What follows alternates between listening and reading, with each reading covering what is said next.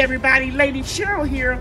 Welcome to my YouTube channel today. It's getting cold in North Texas. I live in Mesquite, and we've been having temperatures as low as 30 degrees at night. But you see all these citrus trees over here? They can handle a low temperature. Now, the only damage that you see in this cart is the morning glory. That was a seed that dropped in here and grew. But you can look at the lemon leaves and you can tell they are ever bearing and they are in real good shape. And the fruit is turning yellow. See there? You got it closer? And you see right here? Okay, now this grapefruit tree, it can take a low temperature, anything, you know, below about 27 degrees, we're gonna start having a problem.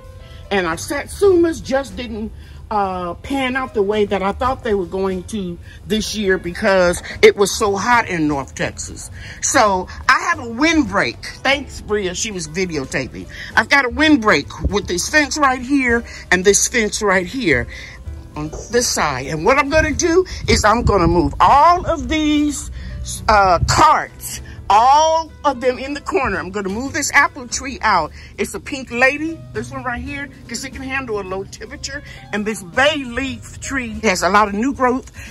It can stay right where it is because it can take a temperature, I believe, all the way down to 20 degrees. So all of these citrus trees are going to grow outside this year because you guys know that I moved and I no longer have access to my greenhouse on a daily basis. So I'm gonna push all of these citrus trees in these utility carts and I'm gonna move them close in together so they can be a windbreak here and here. And then I'm going to cover them with sheets, blankets, whatever I can until the temperature is supposed to drop below 25 degrees, and then I'll put plastic on top of it. Okay, so I went over to my investment property, couldn't find all my frost cloths. To be honest with you guys, I don't know what I did with them. I put them in a tote or something and I didn't label them. And so I'm gonna just show you what I did find and what I'm gonna put on them. Okay, so over in here in this big 17-gallon bucket, I bought some old blankets and sheets. And I'm gonna put that on and I'm gonna safety pin them together or clip them. And then I bought some 6 milliliter greenhouse plastic should the temperatures get colder. Now, I'm gonna go get my tripod and I'm gonna wrap these babies up. It is beautiful out here. It is currently 59 degrees and it is Thursday afternoon. So what I'm going to do is I'm going to, like I said in my introduction, I'm going to prepare these trees for a 30-degree temperature. Now, it handled a 30-degree temperature already. Actually, a couple of days we had 30 for a few hours. But I can see signs of a little stress, as you can see right here. So I don't want to put it through too much stress. So like I said in the beginning, I'm getting ready to pull these utility carts all the way in this corner here. And I'm letting the dandelions grow because I use them for tea. And you can even eat the greens. But I'm going to make like a little shelter. The first thing I'm gonna do, I'm gonna take this concoction. It's just water and Dawn dish soap and pure cold pressed neem oil, and I'm gonna spray the trees so that the insects can fly out of them before I start wrapping them. Take a look at the improved Meyer lemon in this cart. It is beautiful. Try to get out the sun so you see how well it has grown. So what I'm gonna do is I'm gonna put straw all at the bottom here. And you can see some marigolds and a few weeds are pulled out. And you can see the lemons. And I usually harvest them in February. But lemons, you can actually, and most citrus, you can keep them on the tree until you're ready to use them. Most citrus trees. And you don't have to harvest them and, you know, freeze them, juice them, do whatever you want to do until they start dropping off. Then you know it's time to harvest. But this is a beautiful tree that I kept shaded all summer long. So I'm going to move it now over here where I moved the pink lady apple tree. The pink lady apple tree, by the way, can take down to 20 degrees. I want to bring to your attention these two trees. This is a Miho Satsuma in good shape. And this one is an Awarian Satsuma. Both of them are cold hardy. The Awarian, which is the newest tree, it can take a temperature down to 14, but it'll start having problems as indicated here. You can see the frost burn, bite, whatever you want to call it, okay? This one, I know it can handle down to at least 19 because in 2020, when we had the big polar freeze and we had a power outage and the temperature went down to 3 degrees in Mesquite, Texas, in my greenhouse, the temperature without power for 26 hours on that tree right there, the temperature was 19 degrees and it survived, okay? I don't want it to survive. Or I should say, I don't want it to only survive, I want it to thrive, okay?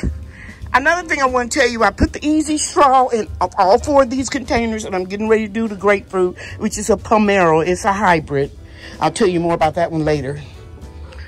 I put the easy straw here because citrus trees have theater roots at the top of the soil, and they have shallow roots. And another thing about citrus trees is they can't take wet feet. So they are thriving perfectly in these utility carts because I have a lot of drainage holes there. Here is my pomelo grapefruit. And I saved this one for last because it is the weakest out of all the citrus trees. And that is because even though I purchased it in North Texas, it's not ideal, an ideal citrus to grow in my garden zone because the ideal temp to grow grapefruits is between 60 and 90 degrees Fahrenheit. And I just shared with you, we got up to 109 this summer. It was brutal. And although I shaded it, it still was hot. So it's a little damaged, but it's trying to come back. I'm gonna wait and prune it again in the spring. So I'm gonna watch this one real closely. It can handle a temperature around 25 to 27 degrees, depending on how old the plant is. So I'm gonna leave this one toward the outside of this collection here, just in case I give this tree away to my son, who can put it in his garage, okay? So I'm gonna wheel this one over, and then I'm gonna put some easy straw in it because of those feeder roots. And here is the graft line. If you ever see anything like this growing from the bottom of the graft, take it off, because all it's doing is sapping energy from where it can be putting in the tree. Here is the arrangement. You can see that I have 7 trees here, and they're all covered with easy straw. After examining the trees, I realized I didn't have to water them because they're damp enough. And what I'm going to do first is I'm going to use these poles in the fence here, over there in that corner, right there, and right here. I'm going to strengthen the windbreak of the fence by adding 90% shade cloth. So rain can come through it. You can see here, but it's very dense. And I'm gonna use it to continue to break the wind right here. I'll come back after I have it put up, and I'm gonna use somehow these safety pins. I think it'll be the best way to feed it through here and then wrap it and pin it with a safety pin.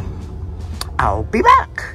Okay guys, I thought I could do that by myself, but I need somebody to pull that fabric through on the other side, and Brian is busy. He's getting ready to go to choir practice. So I'll do that tomorrow, but I'm just gonna put some blankets right in this area here and that'll give it another windbreak, and they'll be fine because the low temperature will be 30. Okay, so I'm going to stop here and show you what I've done. And it's not attractive, but nobody's going to see it. The privacy fence will hide it from the street. And I have plenty of time because I looked at the forecast again. The low tonight now is only going to be 31. So this will help the trees out a lot. And I'll bring part 2 of the winterization of these citrus trees to you in another video in a day or so, because I have to go to the investment property, but I'm gonna go in close because I want you to see something. You see the space that I have right there, and then I have more space that I left on this side. I am going to put the kerosene lanterns on the ground in heavy ceramic pots, and if they tilt over, they automatically go out. I used these last year in my greenhouse, and it really saved me from everything freezing. So yeah, I'm happy with what I got right now, but I'll bring part 2 of this video to you in a couple of days. As you can see here, it's currently 59 degrees, and the low temperature by Sunday morning will be 31, but the forecast for the rest of the week is pretty good. Temps either in the 50s or 60s is pretty good, and the 30s, upper 30s at night after we have that one bad day, or I should say one cold day for only a few hours. But I'm getting ready because I know we usually get a hard freeze in, January and February. Thank you so much for watching this video. I know it doesn't look really cool, and I really don't care. I just want to save my trees, guys. Take care, everybody. You know I love you, and God loves you too. Bria and I are getting this order ready so that we can ship it. And we always take pride in our orders. Right, Bria? Yes. Okay. Bye, everybody. Bye. Thanks for watching.